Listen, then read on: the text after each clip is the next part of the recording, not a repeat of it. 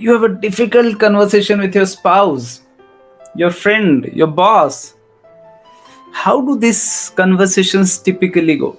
Well, do they end in some version of fight or flight, a freeze or a peace?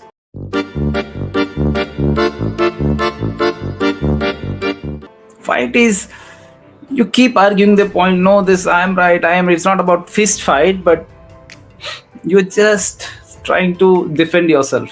Or flight, you just excuse yourself out of that situation. Or you freeze, you disengage from argument by just shutting up. Or a peace, where you make nice with your adversary by simply agreeing with him. We have grown up thinking conversations are all about talking, sharing information, telling people what to do, or telling others what's on our mind. But as per neurological research, a conversation goes much, much deeper. And there's a very good biological explanation for this. When we express ourselves, our bodies release a higher level of reward hormones. I'm sure you might have heard about it. It's called dopamine. Clear two-way communication, non-judgmental communication is necessary in every field of life. We have to recognize our blind spots. The way we drive the car, we know which are our blind spots. We don't just rely on the mirror, but we also try to look back, see, we slow down, try to understand. Similarly, there are communication blind spot, folks. So let me talk about 5 blind spots. The first blind spot is, while during the conversation, we think, I am listening. We assume that meaning resides in me. Whatever I am telling you, you are listening. So meaning resides in the mind of listener. Let's talk about blind spot 2. I assume everyone sees the situation like me the right way. And when we become engrossed and attached to our point of view, we are unable to connect with others. And the third blind spot, which is again so common, which breaks down this conversation, is feelings don't change my reality. Words are important, feelings are not.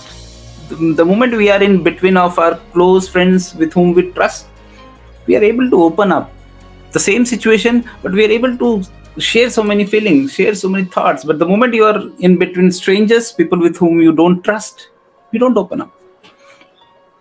Maybe the question could be same, situation could be same. The moment I am not feeling safe, the moment I am not feeling trusted, I am not listening. Blind spot 4. I can still empathize while I'm in fear. Quite related to feelings. If you are in a conversation with your team member and somewhere you see that let's say his appraisal is going on and he's fearful, trust me, he will never be able to understand your perspective until unless we build that conversation, until unless we build that connection, until unless we build that empathy. Brains have unique neurons called mirror neurons. These neurons give us a view into what others feel, think, and intend. When you listen deeply and you turn off your fear and judgment, you allow yourself to connect with others. But when you are fearful, the ability to connect is itself broken. And blind spot number 5. I remember, therefore I know. While we are doing the conversation, the assumption is that we remember what others say, what they've just said 5 minutes back, 10 minutes back, even sometimes we assume 6 months back. It's again, we remember our interpretations.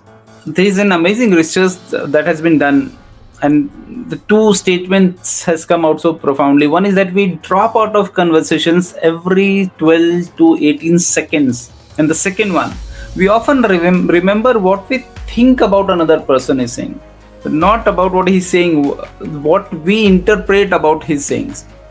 So guys, these are the problems. So what is the solution from this amazing book called Conversational Intelligence?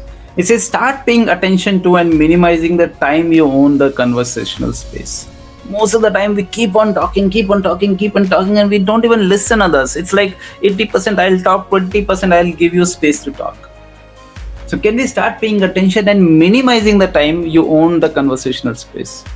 Can we ask open-ended questions so that the other guy also feel to talk. He also gets chance to talk, and then listen non-judgmentally to the answers and ask follow-up questions. Don't again bring your own experiences and try to judge the situation. If you are thinking that you're assuming something, then ask question.